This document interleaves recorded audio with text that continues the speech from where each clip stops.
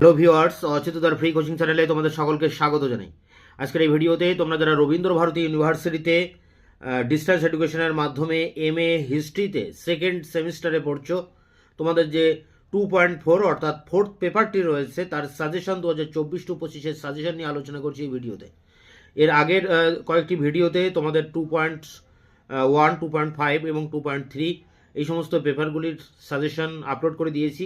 এই video description বক্সে তার লিঙ্ক দেওয়া থাকবে, তোমরা ভিডিওগুলি দেখে নিও। এখন আলোচনা করব 2.4 অর্থাৎ ফোর্থ পেপারটির সাজেশন। সেখানে ইউনিট 1, প্রথমে ইউনিট থেকে তোমরা মাত্র 3টি প্রশ্ন ভালো করে করবে এবং এই 3টির মধ্যে একটা অবশ্যই কমন পাবে।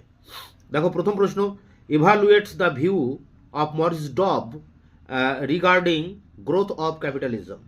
অর্থাৎ পুঁজিবাদের যে বিকাশ, গ্রোথ, সেই গ্রোথে মরিস ডবের মতামত কি। পরেরটি দেখো, assess the historical works of Christopher Hill. Christopher হিলের ঐতিহাসিক কাজগুলি আলোচনা করো, বা ইতিহাস সম্পর্কে ক্রিস্টোফার হিলের গবেষণা।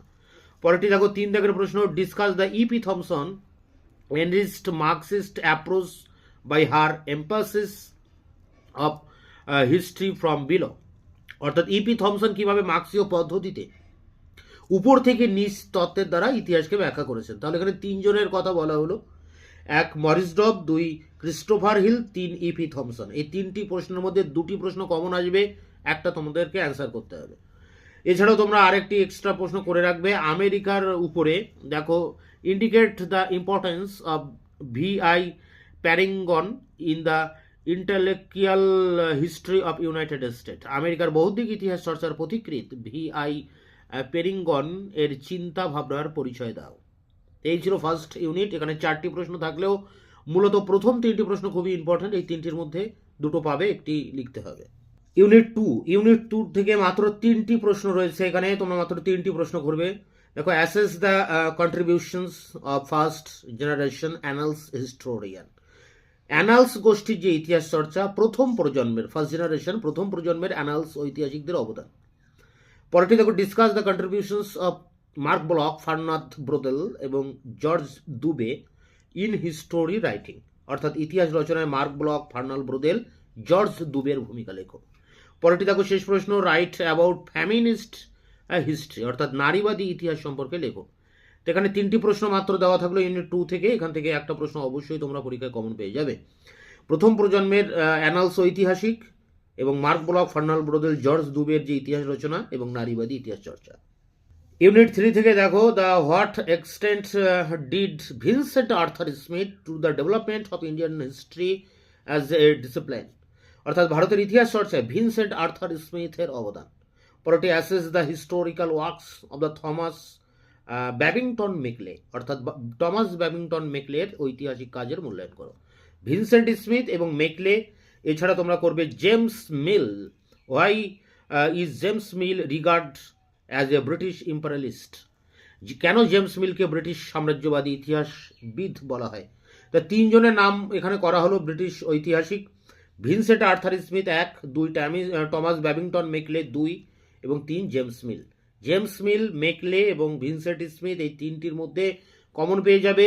তাছাড়াও তোমরা আরও একটি প্রশ্ন করবে, সেটি হচ্ছে ভারতীয় ঐতিহাসিক Ram Sharan Sharma. Assess the historical works of Ram Sharan Sharma. Ram Sharan শর্মার ঐতিহাসিক কাজের মূল্যায়ন করো। তো এই ছিল ইউনিট 3। এবার unit 4, the nature was the great revolt of 1857 and discuss the different historiography. 1857 সালের মহাবিদ্রোহের প্রকৃতি বা চরিত্র লেখো। আগের বার 2023-এ পড়ে গেছে uprising the great revolt of 1857। এটা কি জাতীয়তাবাদী অভ্যুত্থান ছিল বলে এমন একটি প্রশ্ন এসছে তোমাদের জন্য। এবার ইম্পর্টেন্ট কিন্তু মহাবিদ্রোহের প্রকৃতি বা চরিত্র এবং এ সম্পর্কে যে ইতিহাস চর্চা।